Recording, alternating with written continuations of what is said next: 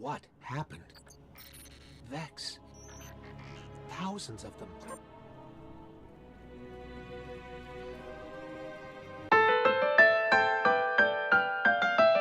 Hey guys, my name's Beckett. So we're going to be diving back into my series I like to call Missteps to Greatness. Today we're going to be covering Curse of Osiris, the DLC for Destiny 2, the first one. So if you haven't got a chance to play it, it's been about a week, go play it because I'm going to be talking about it. I'm going to be spoiling it for you. So I don't want you to miss out on anything. All right, so let's get into it. So if I was to just play the campaign, which was like, I think 6 missions, including a strike, I would be completely disappointed. I would want my money back right away. It felt completely uninspired. Everything was so bland. And it was just like, oh, you're a fetch quest, go do this, go do this. Oh, we need to kill this guy. Okay, go play the strike that we made a mission. I would be like, I'd just be like, give me my money back, give me everything back. Now this game is terrible, and I can see where a lot of YouTubers are coming from, where they're just pulling the game apart just because of the campaign. Even like news outlets and stuff, it's just like, I would say don't buy this if that's all I gotta play of the DLC. If that's only content we got. Good thing that's not all the content, and we're gonna go into that in a little bit. But I just want to give props to who deserves the most, which is the art team.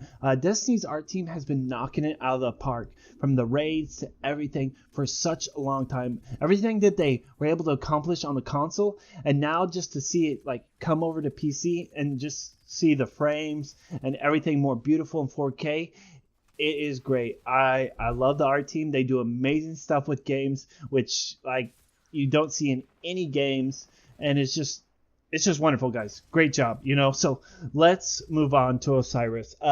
He's the main character, I guess, but we don't really see him through the whole expansion or anything. He's got a few voice lines. You see him in like a cutscene and a couple of his like, I don't know, he made like copies of himself during the missions. It was kind of weird. And now that I think about it, like they had a time frame. It was about 12 weeks to create all this. And they could have made a so-so story and put him in a lot. But with him being such a huge lore character, I just don't think they had time to put a proper treatment. So they had two choices. Are we gonna put him in a lot and make an okay story? Or are we gonna add a lot of content and kind of just string him along, kind of put him in where we need to and just kind of bring him in later and give him the right treatment. And I think that's what they did. They're just kind of giving us a little taste so they can do something great with him later. He's in the game now, so hopefully we see him do something awesome down the road. I was a little disappointed that Brother Vance was kind of just a huge letdown. He was kind of a cool guy, when you were in the Reef for Trials of Osiris. I thought he would be a little more, well, he's just kind of a fanboy, like they say in the game, So I thought it would be a little different, but that's how it goes, So where I really started to see the value in this DLC is when you start the heroic adventures. It really brings like new challenging content for like, if you play it solo, it's challenging. It feels like a solo Nightfall.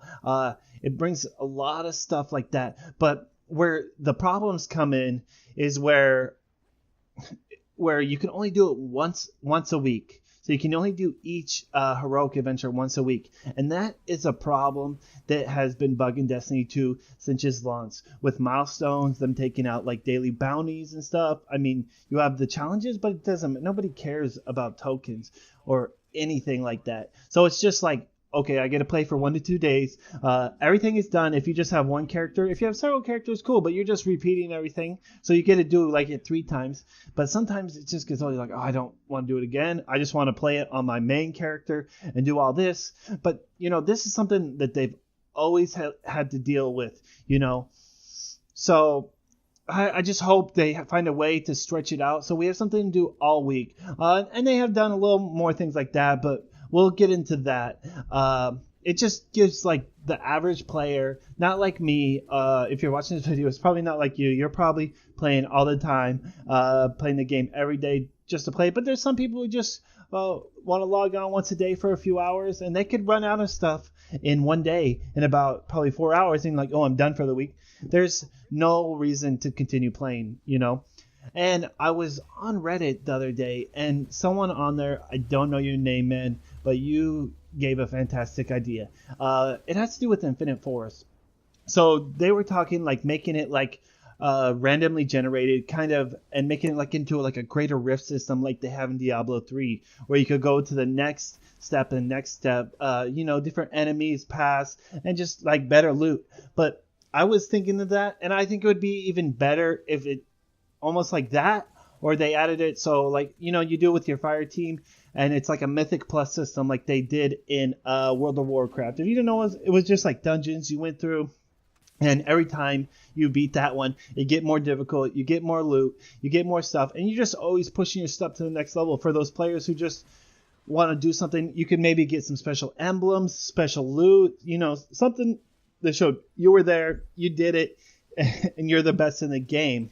Or we could even do like use the Infinite Forest, which I think they might do.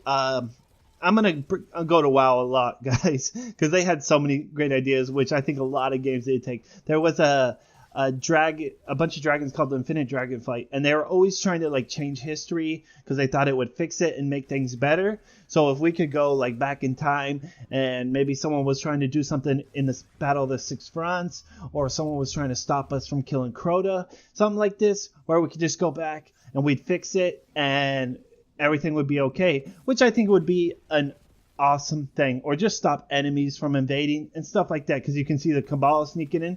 So the groundwork is there. They just got to find out something to do with that. So next thing I want to talk about, the grind. It is back. A lot of people were complaining, no grind, it's back. I've seen some people say, oh man, it's too... I'm like, you guys are just... I don't think the player base knows what they want sometimes. They say, oh, it's no grind. Oh, it's too grindy. I am loving the grind that's back with the prophecy weapons. And now the masterworks, just grinding. Oh, hopefully I get a masterwork.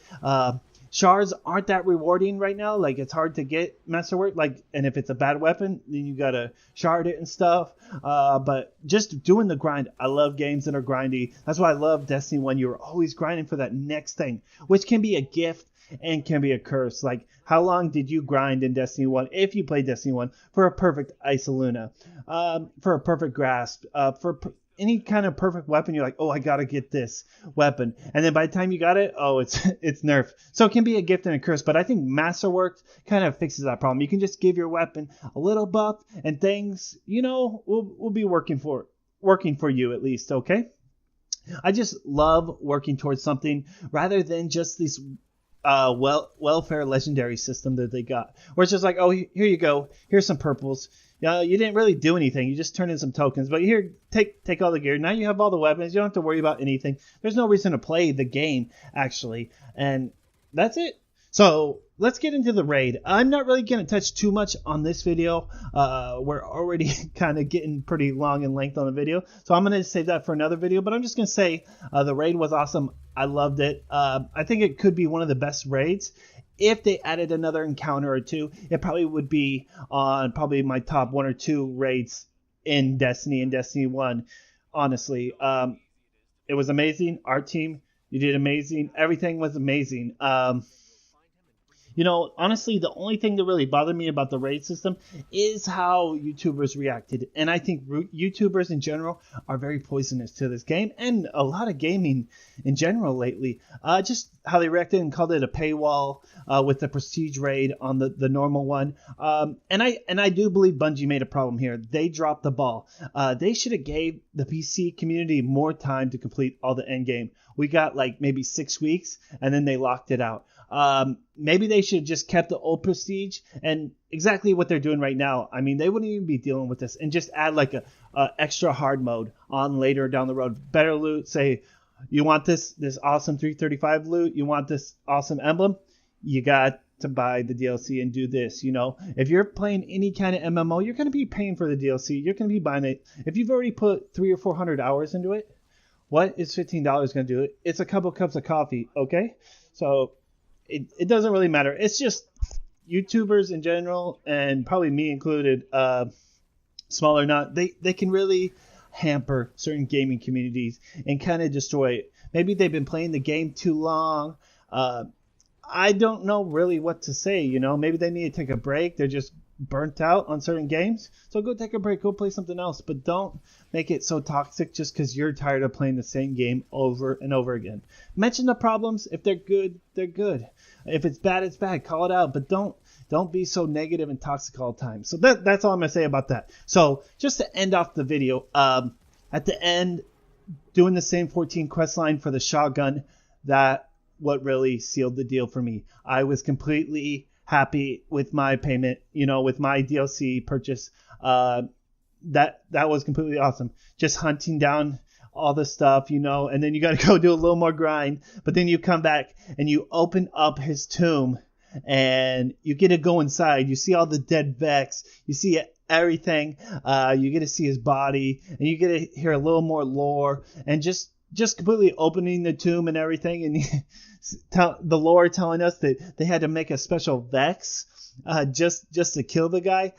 It was awesome. So there might be more in the DLC, but this is just where I'm at a week down the road, and I feel like I paid for what I got was worth paying for, guys. So I'm loving it. I hope you guys love it too and are enjoying the grind, enjoying everything, enjoying Masterworks, the prophecy weapons, all this, the heroic adventures. Let me know down in the comments what you think about it. Is it all bad, all doom and gloom? I really don't think so. Let's look at the good and call out the bad immediately, guys. So I will see you guys next time, and you guys have a wonderful day. Bye.